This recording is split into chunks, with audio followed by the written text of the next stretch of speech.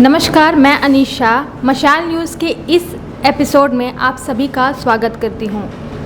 आज मैं एक विशेष मुद्दे पर बात करने जा रही हूं। LIC यानी भारतीय जीवन बीमा निगम एक ऐसा उपक्रम है भारत सरकार का जिससे भारत सरकार को अरबों करोड़ रुपए की आमदनी होती है, लेकिन इसके बावजूद भी भारत सरकार इसे निजी हाथों में देने के लिए अग्रसर है। इससे क्या फ़ायदा होगा और इससे क्या नुकसान हो सकता है, इस पर बात करने के लिए आज हमारे साथ मौजूद है मिस्टर श्रीकांत मिश्रा जी। तो चलिए हम इनसे बातचीत करेंगे। सबसे पहले आपका बहुत बहुत स्वागत है सर मशाल न्यूज़ में। Thank you very much. Sir, जैसा कि देखा गया कि इस साल पूरे देश में भारत का 75वां अमृत महोत्सव मनाया गया, तो लेकिन अभी जो LIC की स्थिति है, वर्तमान स्थिति क्या है और आगे जाके भविष्य में इसे हम कहाँ देख रहे हैं? ये सबसे दुर्भाग्य की बात है। हम लोग आज़ादी का 75वां सालगिरह मना रहे थे।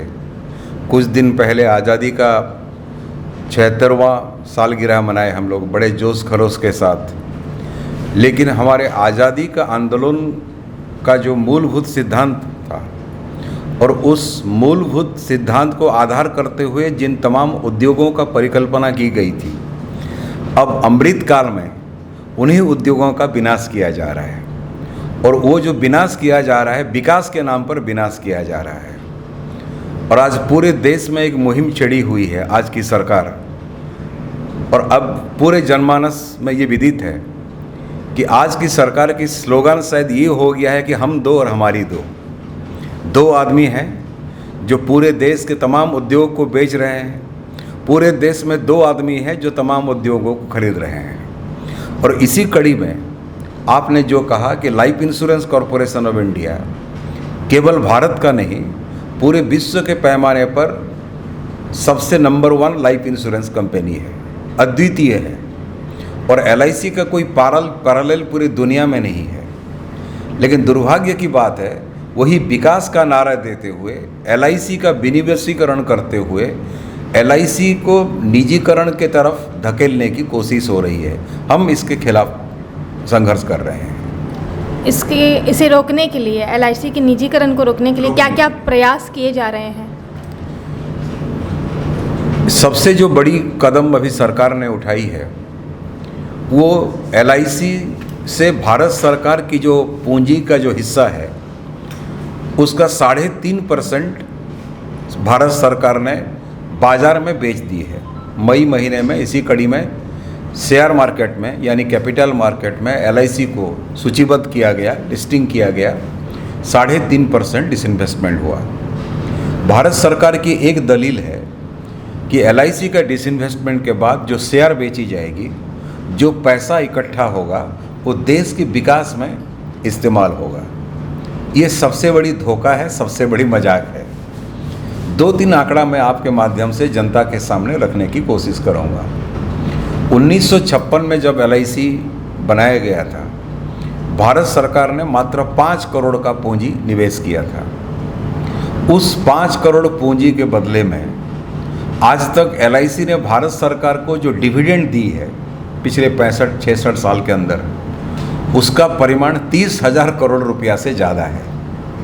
पूरे दुनिया में कोई भी ऐसा संस्थान नहीं होगा जो 5 करोड़ पूंजी के बदले 30,000 करोड़ का लाभांश या डिविडेंड जो है दी होगी। तो 5 और 30,000 तो कितना परसेंट होगा, शायद कैलकुलेटर भी फेल कर जाएगा करने के लिए। यही LIC का कमाल है। दूसरी बात है, वो 5 करोड़ पूंजी से कारोबार शुरू करते हुए LIC ने जो परिसंपत्ति इकट्ठा किया है, जो एसेट खड़ा किया है, उसका परिमाण मार्च 2022 तक 42 लाख करोड़ रुपया। 42 लाख करोड़ रुपया मतलब एक astronomically huge sum of money. और LIC के पास जो एसेट है या जो इन्वेस्ट कर रहा है LIC, लगभग 29 लाख करोड़ रुपया हमारे देश की सामाजिक और आधारभूत संरचना के क्षेत्र में इस्तेमाल होता है। जामशेदपुर का कोई भी रोड देखिए LIC के पैसा से ही बनाया गया होगा। जामशेदपुर में जितना बिजली के खंभे हैं, आप देखिए मेजर पैसा LIC का होगा। झारखंड, बिहार, उड़ीसा या छत्तीसगढ़ जो गरीब राज्य हैं, वहाँ सरकारें जितने भी विकास की प्रक्रिया कर रहे हैं हर जगह एलआईसी का योगदान है। और एलआईसी का जो मट्टो यानी ऑब्जेक्टिव जो था 1956 में जब एलआईसी की परिकल्पना की गई तो ये सोचा गया कि जनता की पैसा को, जनता की बचत को इकट्ठा की जाएगी बीमा प्रीमियम के आधार पर, और उनका प्रीमियम को सुरक्षित रूप से निवेश करते हुए उस निवेश से जो फ़ायदा मिलेगा उसको जनता के और देश के हित में इस्तेमाल किया जाएगा। और आज जब एलआईसी इतने सक्षम है कि हर साल एलआईसी कम से कम 4.5 से 5.5 लाख करोड़ रुपया इन्वेस्टिबल सरप्लस यानी निवेश करने लायक पूंजी अर्जित कर रहा है। भारत में कोई संस्थान ऐसा नहीं है। तो इस एलआईसी को अगर कोई टाटा, बाटा, बिरला, अंबानी, डालमिया को बेच दिया जाएगा तो पैसा देश के लिए निवेश नहीं होगा, पैसा उनके जेब में जाएगा जो 1956 से पहले हुआ करता था।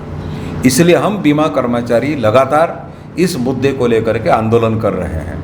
लेकिन दुर्भाग्य की बात है जब आज़ादी का अमृत काल हम लोग मना रहे हैं, उस अमृत काल में एलआईसी जैसा संस्थान का अगर विनिवेशीकरण या निजीकरण करेंगे तो अमृत काल तो नहीं होगा, शायद आज़ादी का 20 काल में हम लोग प्रवेश करेंगे। इसीलिए हम लोग विरोध कर रहे हैं इसका। हम लोग इस बात को लेकर के गर्व कर रहे हैं, नव उदारवाद आर्थिक नीति के बावजूद जबकि पूरे दुनिया के पैमाने पर भारत में भी तमाम राष्ट्रीयकृत उद्योगों से श्रमिकों का, मजदूरों का भारी तादाद में छटनी हो रही है, एलआईसी एकमात्र संस्थान है जहां आज तक एक भी छटनी नहीं हुआ है। हाँ, ये ठीक है कि नेचुरल प्रोसेस में कर्मचारियों का रिटायरमेंट हो रहा है, किसी का डेथ हुआ। कोरोना काल में एलआईसी से लगभग 1000 एम्प्लॉइज़ और ऑफिसर्स का डेथ हुआ, नेचुरल एग्जिट हो रहा है। लेकिन तमाम कोशिशों के बावजूद हमारे यूनियन के संघर्ष के फलस्वरूप और भारत की आम जनता, यहाँ की जनवादी आंदोलन की जो समर्थन है, उसी के चलते हम लोग इस चीज़ को इंश्योर किए हैं कि एलआईसी से आज तक एक भी छटनी नहीं हुआ है। जब वाजपेयी जी प्रधानमंत्री थे उस समय एलआईसी को कहा गया एक एक्सपर्ट कमेटी को अपॉइंट करने के लिए। एक विदेशी कंसल्टेंसी फार्म जिसका नाम है बूज एलन हैमिल्टन, वो एक सिफारिश दिया कि एलआईसी में 40,000 क्लास 3 और क्लास 4 कर्मचारी सरप्लस है। हमने कहा एलआईसी में एक भी कर्मचारी सरप्लस नहीं है। अगर आपका एक्सपर्ट कमेटी ये मान रही है कि 40,000 कर्मचारी सरप्लस है, हम तो एक भी नहीं मानेंगे। लेकिन हमारे यूनियन ने एश्योर किया, हम आपको एश्योरेंस दे रहे हैं, हम लोग एक ग्रोथ मॉडल अपनाएं, एलआईसी का जो ग्रोथ हो रहा है उसमें और तेज़ी लावें ताकि जो एक्स्ट्रा ग्रोथ होगा, एक्स्ट्रा मैन पावर अगर है भी उसको एब्जर्व कर लेगा। तो फलस्वरूप ये हुआ, एक भी कर्मचारी का छटनी तो नहीं हुआ, लेकिन 2020 में 19-20 में 8000 नए कर्मचारियों का बहाली हुआ है।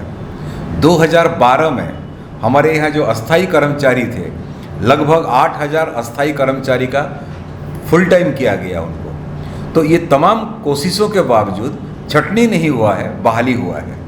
लेकिन हाँ, ये सही है कि एलआईसी का जिस रफ्तार से ग्रोथ हो रहा है, पिछले 5 सालों में 2017 से लेकर 2022 के बीच एलआईसी के प्रीमियम इनकम में 46% का ग्रोथ हुआ है।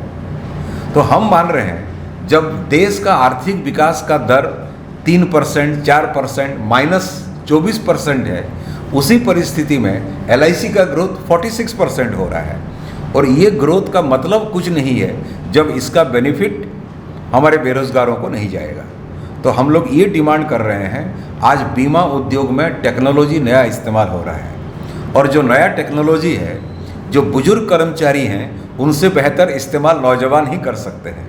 इसीलिए आज समय की पुकार है, नौजवानों का बहाली एलआईसी में होनी चाहिए। इस मुद्दा को लेकर के हमारे सम्मेलन भी कुछ रेजोल्यूशन एडॉप्ट करेगा। बहुत बहुत धन्यवाद सर।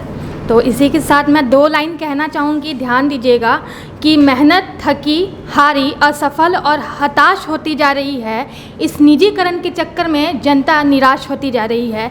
इससे आप पता लगा लीजिए कि निजीकरण आपके लिए कितना फ़ायदेमंद है या फिर नुकसानदेह है। इसी के साथ मैं अनीशा लेती हूँ आपसे विदा, फिर मिलेंगे अगले वीडियो में। तब तक के लिए मशाल न्यूज़ के यूट्यूब चैनल को सब्सक्राइब करें और वीडियो पसंद आए तो फेसबुक, इंस्टा और ट्विटर पे हमें फॉलो करें। लगातार अपडेट्स के लिए मशाल न्यूज़ के वेबसाइट पे जाके जितने भी न्यूज़ और आर्टिकल्स आते हैं उसे ज़रूर पढ़ें। दीजिए इजाज़त, धन्यवाद।